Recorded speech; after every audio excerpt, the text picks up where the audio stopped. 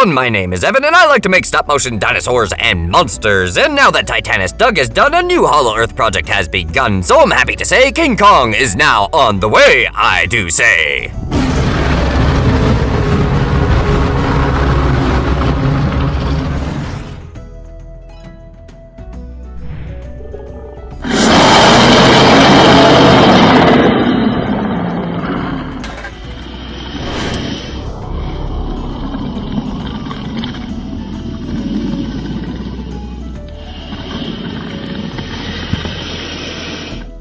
I am Ignis!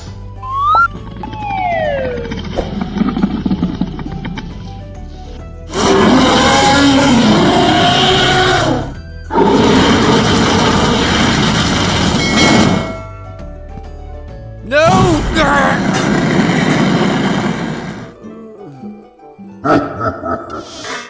To start off the King Kong project today, we'll be making a gorilla skeleton, I say. And as I craft away at this monkey today, the deep dive continues, you could say, into the Hollow Earth, I do say, because we'll be learning about the history on King Kong today. Starting all the way back in 1933. With the original stop-motion animation King Kong. It all started with Marion C. Cooper and Ernest B. Schoedsack, and it was originally a radio production segment, showcasing Skull Island, which is a desolate location near Indonesia, where the film crew led by Carl Denham first discovers the iconic giant ape King Kong. And of course, the humans don't respect Kong or his independence, thus taking him back to New York and having, well, disastrous consequences. And here's a fun fact to know and share. Did you know that a crane was used to raise Kong's hand 10 feet in order to film the sequences with Anne? Yes, believe it or not, that did happen back then. So, you know, I imagine today's standards are pretty safe, but back then, well, motto was more or less safety third, so I can imagine some things were probably a little scary. Now moving along to The Son of Kong, filmed back in 1933. After the massive success of the original King Kong film, it was only natural that The Son of Kong followed suit shortly after. Director Carl Denham returned to Skull Island after just a month of the first events of the first film in the series. Instead, Harry and his intrepid companions stumble upon a big albino ape that they assume to be Kong's son, as well as a menagerie of other outlandish and terrifying humongous beasts. Also, Robert Armstrong thought the sequel was better than the original, due to the added depth to the characters. So there is that. And here's a fun plot twist. What if this albino Kid Kong is actually the one from Rampage? Now, onto King Kong vs. Godzilla, 1962. The Japanese studio Toho brought back the giant ape after nearly 30 years of the first two events of the King Kong films, so audiences might watch him do battle with another giant monster, Godzilla, otherwise known as Gojira.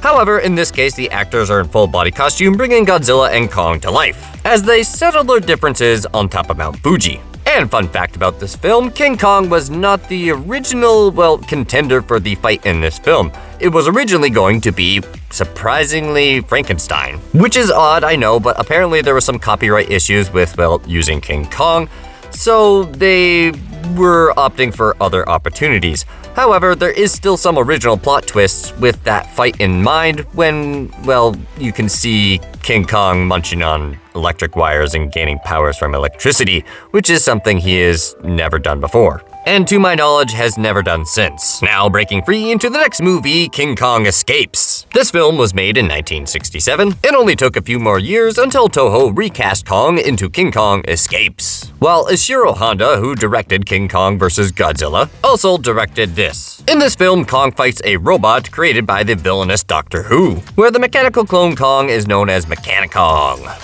And a weird funny fact about this movie is that Linda Miller had to negotiate her pay with the film's executives because it was her first acting role. But yet Miller explained all she wanted was the chance to make a film. Therefore, she would have been satisfied with just about any budget. And given that knowledge, her mother assumed leadership. She was an aggressive negotiator who persisted until the studio gave her the salary that she had asked for. Now, onto King Kong 1976. The original King Kong films were released in 1933, and this plot brings it back into the 1970s. Naturally, when Kong's tranquil existence is interrupted, it's not a film team but an oil firm that sends him back to New York this time. Here, primate paleontologist Jack Prescott is played by Jeff Bridges, whereas blonde beauty Dwan, played by Jessica Lange, is this part's damsel in distress. Factoring in its height, width, and weight, Karumbaldi's Mechanical King Kong is the tallest mechanical creature ever built, standing in just at a little over 40 feet tall. And that fact alone makes this King Kong stand out from the rest. And before I get some keyboard warrior in the comment section going, well, what about Rexy from Jurassic Park in 1993? That animatronic was pretty big.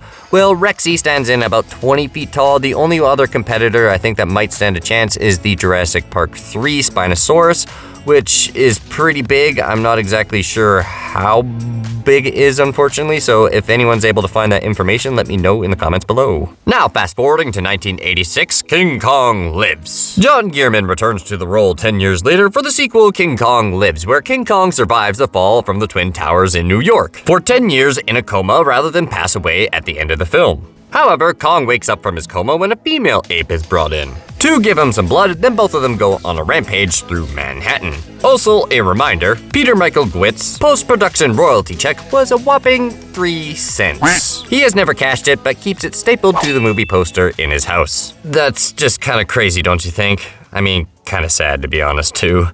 Now, King Kong 2005. For financial gain, a film producer gathers a crew to travel to Skull Island, where they encounter just a little bit more than cannibalistic locals. This is also when Peter Jackson gives it the big modern-day budget that this film deserves. This film, starring Naomi Watts as Ann Darrow and Jack Black as Carl Denham, is often referred to as the official second remake of the first film. Fun fact, the real Empire State Building was completed in 14 months, but the CG counterpart took 18 months to make. Now, Kong Skull Island 2017. This film features a group of scientists seeking refuge from the Vietnam War, who find themselves trapped in an unexplored island in the Pacific, the home of the Great Kong, and must fight their way out. Now, apparently the original movie was nearly 3 hours, but that was cut down to 1 hour and 58 minutes. This one apparently includes some extra combat scenes, so that means I'm gonna have to track it down at some point. Godzilla vs. Kong 2021. The next chapter in the cinematic Monsterverse pits 2 of the biggest symbols in film history against each other. This movie has some of the most impressive visuals in this franchise's history. It's less concerned with human character development than it is delivering the viewers with a traditional monster movie with state-of-the-art computer graphics. Meanwhile, the actress that plays Gia, Kaylee Hoddle, who is unfortunately deaf and shares a strange symbiotic relationship with Kong, which is obviously developed a lot more in Godzilla x Kong, the newest movie. But unfortunately, this is all the time we have for, so we'll have to probably save that for a future part in this project. I still haven't fully decided what deep dive I exactly want to do on part 2 for King Kong, so if you have any suggestions on what you would like to learn next, let me know in the comments below. Anyway, if you did enjoy this video on King Kong, be sure to leave a Kong-sized thumbs up today because there's a lot more movie monster fun on the way, I do say. And if you just so happen to be new here today, there's no better time to hit that subscribe button, I say, because there's a lot more monkey business on the way. Now, before I get too carried away with my calls to action and poetry today, it's time for the build rundown, I do say. The list of materials used for this King Kong skeleton are the following: aluminum armature wire, oven-baked clay, which is what we use predominantly today for the, well, bones you could say, some plasticine clay to help everything stay, as well as some sticky tack, I do say, and tin foil as well, because that's always a good filler to help you save on clay and keep the weight down for King Kong here, because I got a feeling he's going to be very top heavy, unfortunately.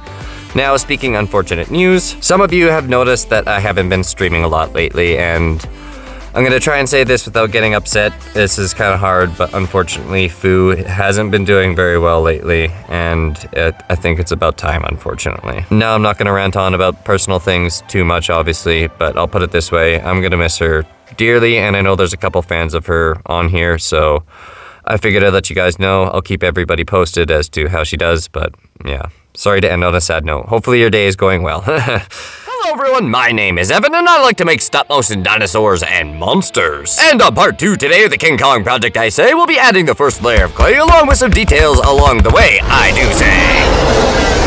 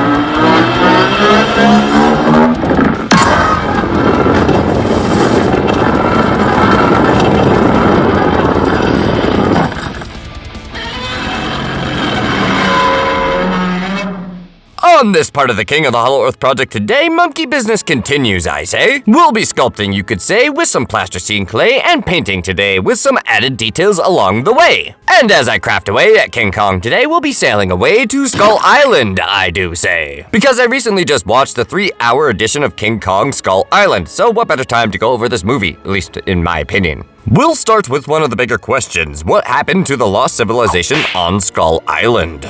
Where are the people that once thrived there? Could they have been wiped out by disease, corruption, or war? So what was it exactly that caused nature to reclaim the land and seemingly wipe off all traces of mankind off the island? And how does Kong fit into all of it? We'll discuss all of that here. So let's get to it. Skull Island is a host to a variety of dangerous creatures, such as the Vestatosaurus rex, Photodons, Pteranodon, and much more. Obviously, the land is too dangerous for people to explore the island without ending up on some creature's menu. But I think it's pretty obvious that there once was a grand civilization there that thrived in harmony on the island. People that constructed great buildings had social order and were balanced with the monsters on the island. To find out more about these people, we have to go way back in time to the very creation of Skull Island itself. Skull Island was once part of a greater landmass, ancient Gondwanaland.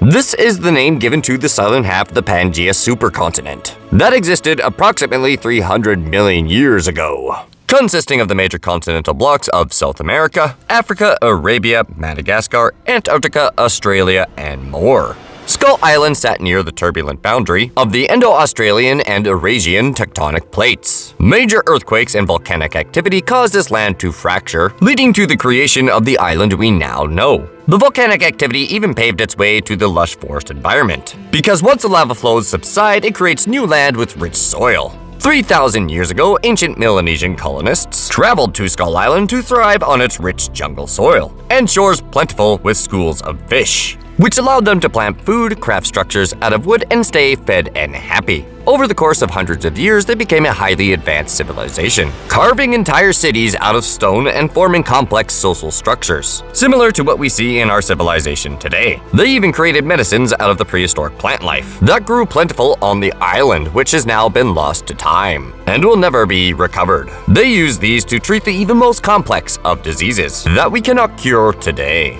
The mighty giant wall that we witness in King Kong once circled the entire island, acting as a border to keep invaders that carried potential new diseases from getting in, but also anything from getting out. This wall would have been a living and breathing city, with thousands of people living in peace, becoming a haven for people who wanted to live by their own laws, isolated from the rest of the world.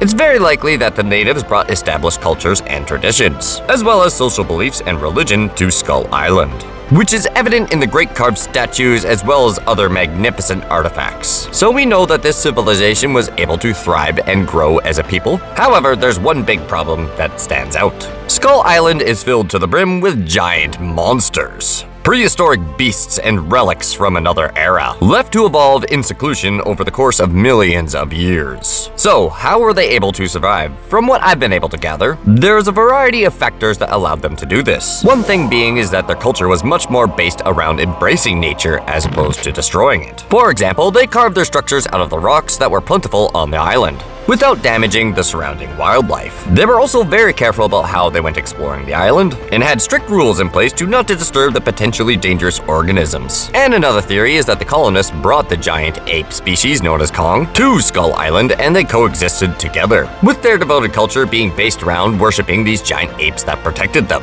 Symbiotic relationships aren't actually that uncommon in nature. It's actually quite common, and it especially wouldn't be too unusual between two species of great ape as long as they benefit each other. And as seen in King Kong, sacrifice could have been a large part of that, offering up gifts of human sacrifices to their appointed gods, not only to appease them, but to trade off for protection by building a unique symbiosis with this all-powerful species. And with this, they were able to overcome all obstacles on the island. And with this unique bond, they were able to grow to a population of thousands. So, what happened to this civilization? Why do we only see remnants of their once grand culture? How did they seemingly disappear? Around 1,000 years ago, for the most part, they were wiped out, as they highly underestimated the viability of the Kong species, being able to protect them on the island from the giant carnivorous beasts.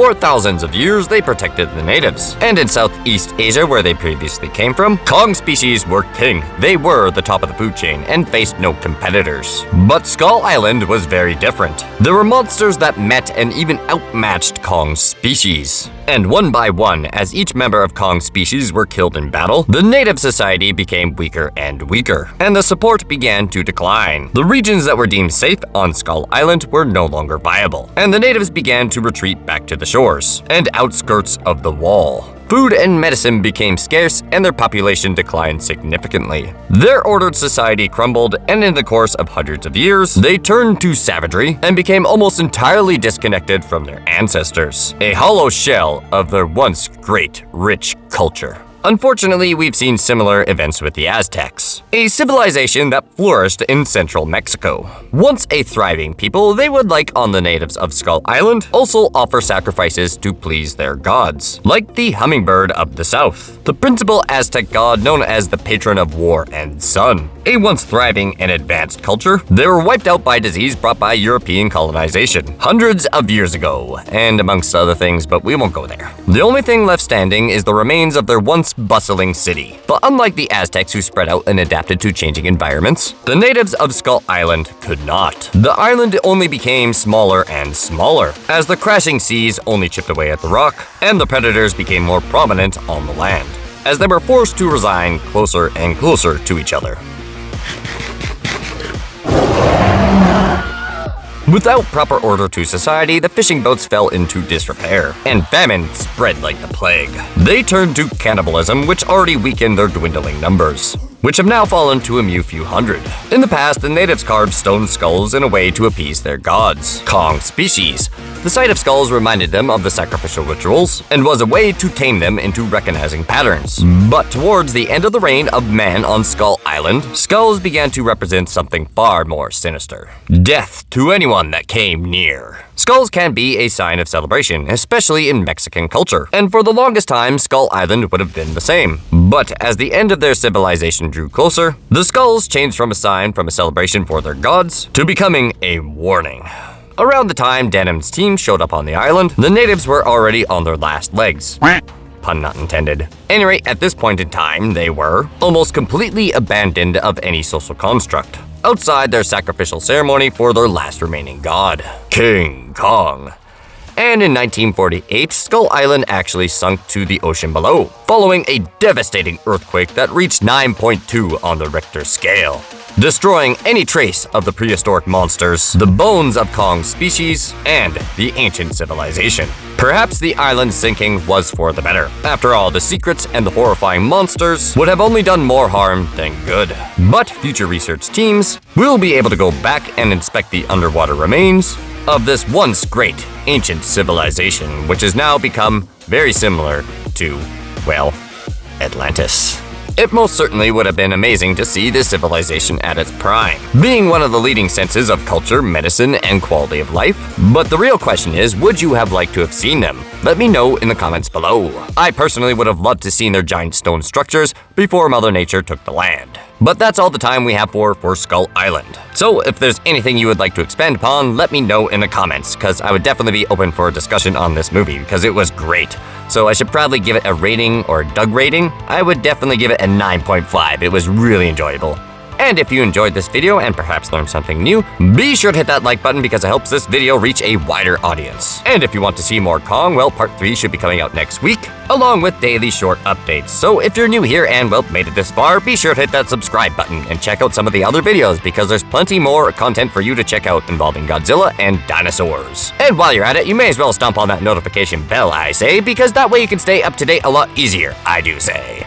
And I'm gonna do a quick mention on the next stop-motion animation project. The Zombie Godzilla Dinosaur War will be continuing soon, as briefly mentioned in the intro as well, which will start shortly after the release of the restoration of Ignis the Fire-Farting Dragon. Anyway, it's time for the build rundown. So on part 2 of King Kong today, we only really used one material, you could say, apart from painting, I do say. What we used predominantly today was plasticine clay. Approximately 4 or 5 pounds of it, you could say, to make this giant kaiju gorilla so far, I say. But there's plenty of more work coming this monkey's way. For one, yes, I know we need eyes, but there's still a lot of details that we basically have to touch over. Mainly muscles, like we have to add some abdominal ones. Shoulders could use a little bit more detail as well. Fingernails, as well as probably some hand details. I might be adding a bit more support there because during the glamour shots here, unfortunately, his hands did not fare too well to this knuckle position. And yes, while we're back here, we'll probably be working on Kong's rear a little bit. Mainly adding a lot of that silver backing as well as some extra muscle tone. Now the silver backing's probably going to be one of the last steps, mainly because that's going to be a brighter color and Kong is, well, predominantly black, so we don't want those colors to basically stain over. Then we have some finishing face details. Basically there's a lot of wrinkles and probably a lot more layers of plasticine clay to add there, as well as ears, which is a big thing other people have missed, and I'm surprised no one's commented that on the shorts yet, but I probably shouldn't mention that. And a few of you have noticed that he has a silver tooth. Now, for those who might be unaware, that basically implies that this is going to be the Godzilla X Kong version. So yes, we will be making a gauntlet in part 3, as well as a battle axe. And as always, if you have a suggestion for a future project, let me know in the comments below. Hello everyone, my name is Evan, and I like to make stop-motion dinosaurs and monsters. And during all this monkey business in part 3 today, we'll be finishing off King Kong from Godzilla X Kong today, I do say.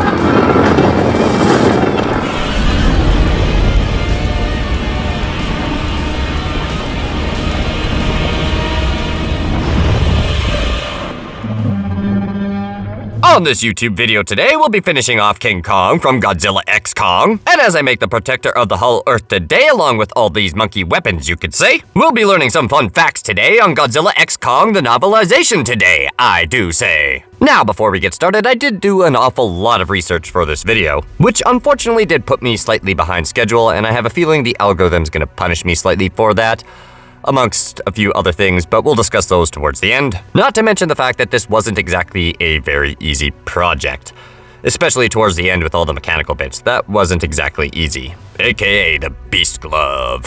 And to, well, help put things into perspective, just to make this, well, 11-minute video, it took me over 10 days. So if you appreciate all the hard effort and, well, work that goes into making this content, be sure to subscribe if you're new, and smash that like button as hard as a kaiju. Comment below and share with your friends, and have your post notifications turned on so you don't miss a video or a short video update. So if you would be so kind to show your appreciation today, it would mean the world to me, I do say. Anyways, let's get this deep dive underway into the Hollow Earth today. Fact number 1. In the prologue of the book, Dr. Sarazawa goes to talk to Dr. McGee's Martin in 2016, and they are discussing amongst themselves some top secret monarchy subjects. But the main topic is ice, in reference to Shimo. They say, quote, "It's as if a bomb went off. Not like a nuclear bomb radiating energy that becomes heat. Like, it's the opposite of that. It's like a radiation that slows atoms down, makes them stop in their tracks." End quote. So essentially, Shimo has absolute zero. Number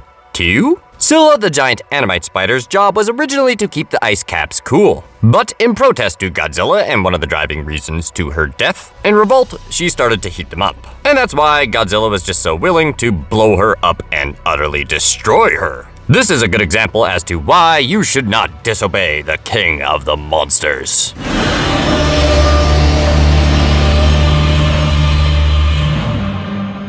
And just for quick clarification for those who might not know what an animite is an extinct species of spiral-shelled cephalopods. In other words, a squid, and they lived in the Cambrian period over 500 million years ago. And it's very clear that this, well, Scylla character got a lot of inspiration from those. 3. Quote, Godzilla, when charging Scylla, his footsteps were almost subsonic. End quote. Implying that his sprinting speed here is upwards of 600 miles per hour. Subsonic is roughly Mach 0.8, which would easily make him one of the fastest Godzillas. Now, it should be mentioned that I'm pretty sure that this is just, well, clever narration, essentially implying that Godzilla is now much faster, and I'd be willing to bet that his footsteps are essentially a reference to his subsonic boom from a jet.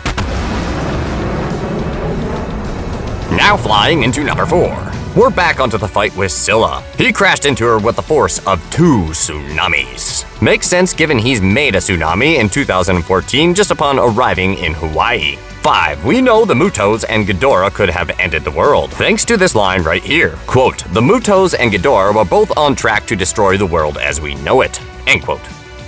And I feel fine. Oh god.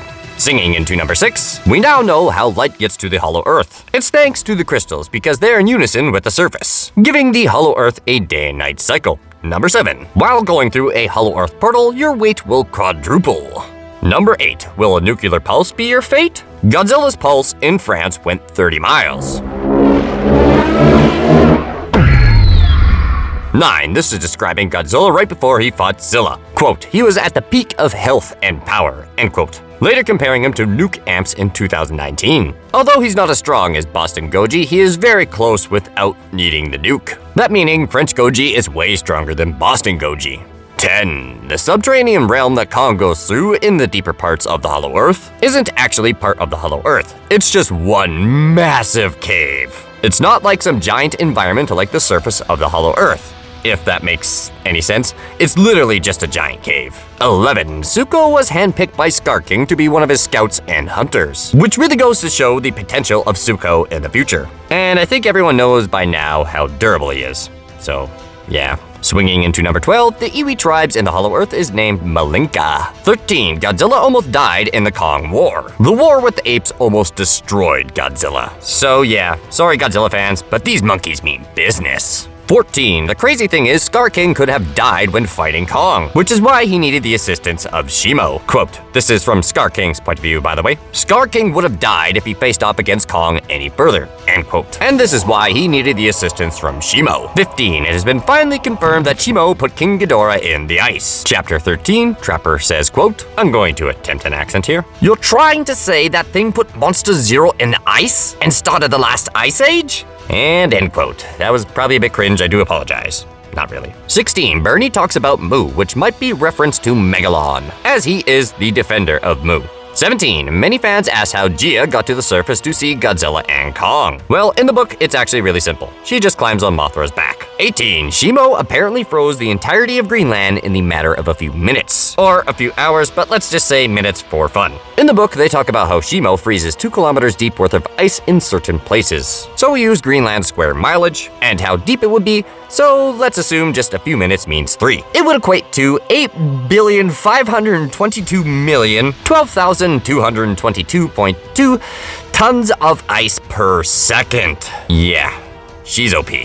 19. In the final battle, Shimo flung Godzilla halfway across Rio. Now, personally, I can't find out how far across the city of Rio is, and we also don't exactly know where they beached. So that makes this distance very hard to estimate, but if I were to take a guess, I would safely say Shimo threw Godzilla at least 1.5 miles to 2 miles, which easily makes her one of the most strongest kaijus out there. 20. In Chapter 20, they quote Godzilla's roar shakes the entire city. 21. We know that supercharged Godzilla is the strongest version of Legendary yet. Quoted in the novel, basically because his radiation has never been at this level. So yes, more than thermo. For those who want to deny it, it's in Chapter 19. Have fun. 22. They also said Godzilla's eyes were glowing like twin stars, which means the amount of light that he must have been giving off would mean that he has an unimaginable amount of radiation.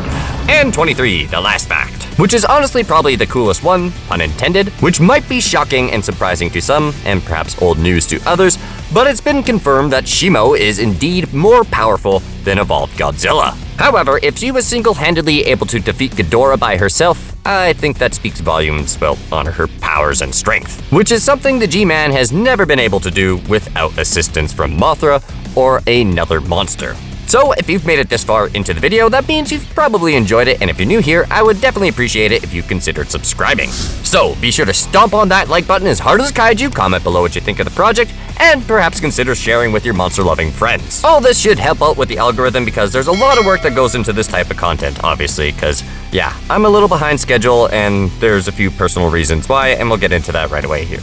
So, unfortunately, this isn't going to be a very happy part of the video because we're kind of recapping on part 1 here with regards to Little Miss Fufu. Unfortunately, she is no longer with us.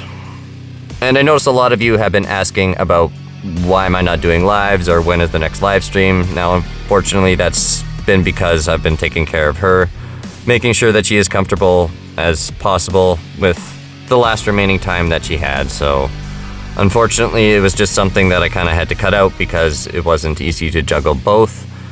And I wanted to spend as much time with her as possible. Now I know she was on a lot of my streams and that means a lot to you guys, but unfortunately that's kind of why I haven't been doing it lately and why I might not be live for a little bit longer, because I know it's not going to reach everyone on here and there's going to be people asking where Fu is or how she's doing, and unfortunately that's, not good news. And at this particular point in time, I personally don't really feel like getting upset live on YouTube. So I appreciate your support, and there's a couple, videos here at the end of her last moments that we got to share together. So I just want to quickly thank all my friends and family for supporting me through this obviously emotionally tough time. Hasn't been easy, and everyone on YouTube who saw the community posts. That honestly means a lot to me. So you can show, a little bit more love for Fu by saying R.I.P. Little Miss Fu. You'll be missed, so.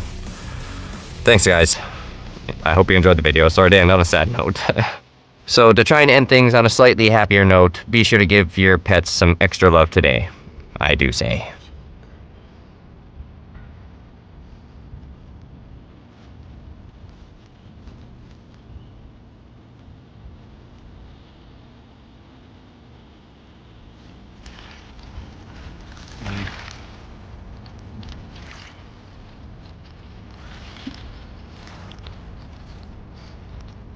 Say no, but you can do it this time.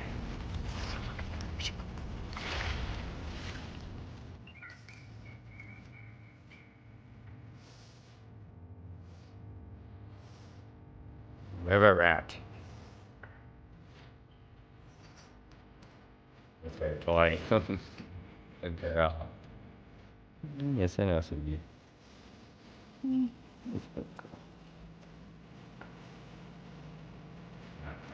Say back. Got you one river rat. I know, we love the water and you're impatient.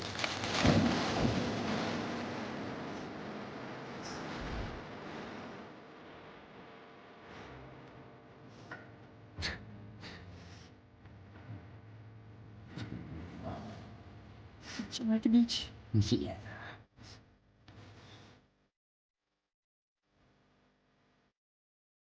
Hey, thanks for sticking around to the very end of the video. Be sure to leave a like if you enjoyed the content, comment below what you think, share with your friends, and perhaps consider subscribing if anything. Anyway, that's enough from me. Till next time, take it easy.